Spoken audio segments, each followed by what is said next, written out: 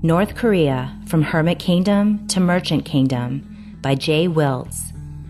An audio Mises Daily narrated by Diana Kyler.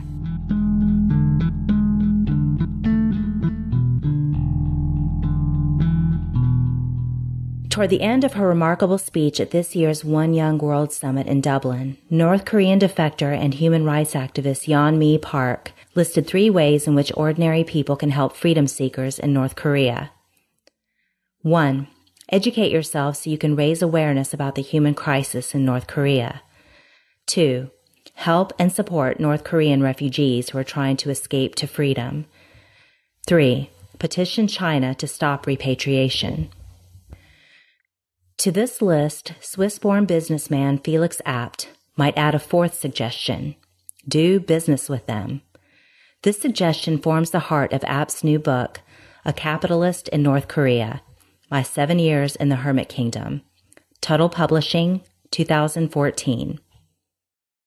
From Hermit Kingdom to Merchant Kingdom. Those familiar with the situation in North Korea, officially known as the Democratic People's Republic of Korea, or DPRK, will not find Abt's title as shocking as it's probably intended to be. Indeed, as early as 2009, and undoubtedly even before that, Western media outlets were reporting on the secret capitalist economy of North Korea, i.e. the black market, which sprung up in response to the famine of the mid-1990s. Writing for the Washington Post in May 2014, Yeon-mi Park herself even referred to the young people currently living in North Korea as the Jang Madang, or black market generation.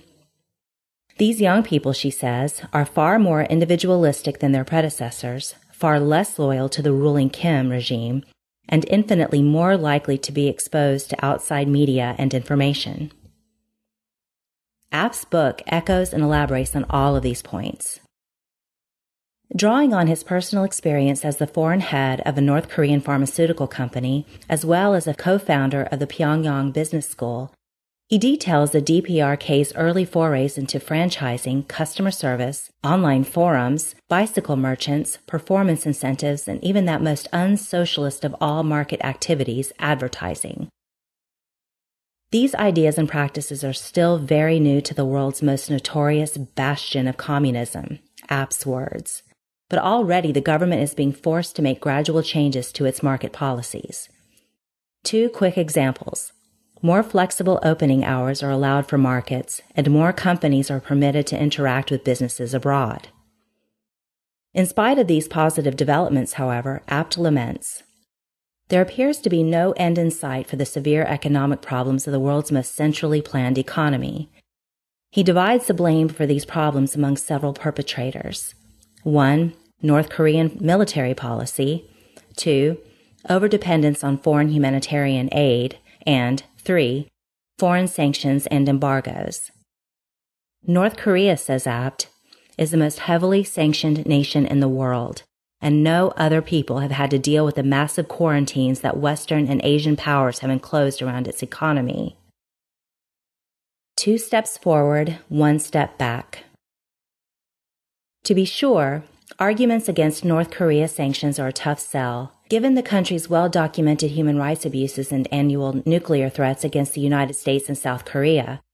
Several Amazon reviewers have accused Abt of simply parroting North Korean propaganda, calling him Pyongyang Pete and the Kim dynasty's useful idiot.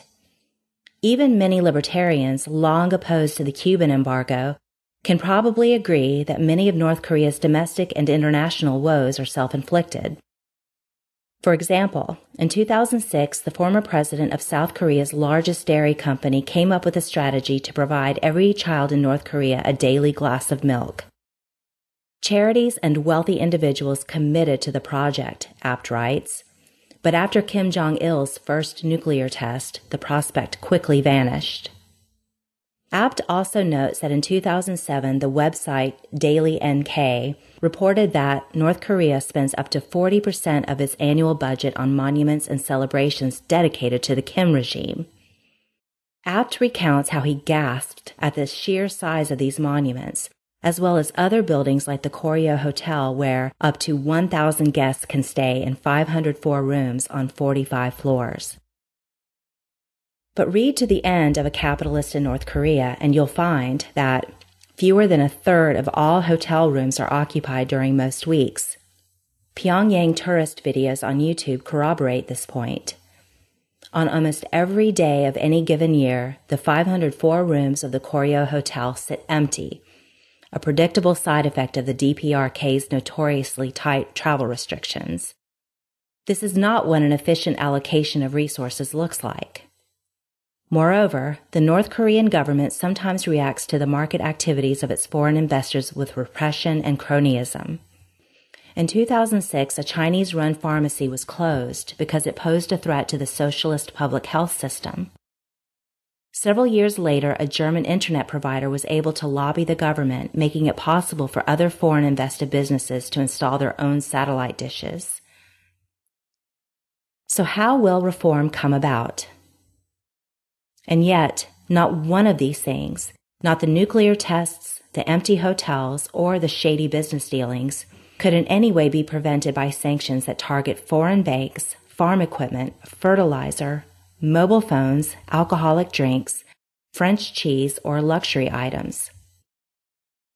Current sanctions have not only failed to curtail the nuclear ambitions and human rights abuses of the ambitious North Korean leader, says Emma Campbell in a May 2013 article for East Asia Forum, they are also constraining the actions of humanitarian NGOs trying to carry out life-saving activities inside the DPRK.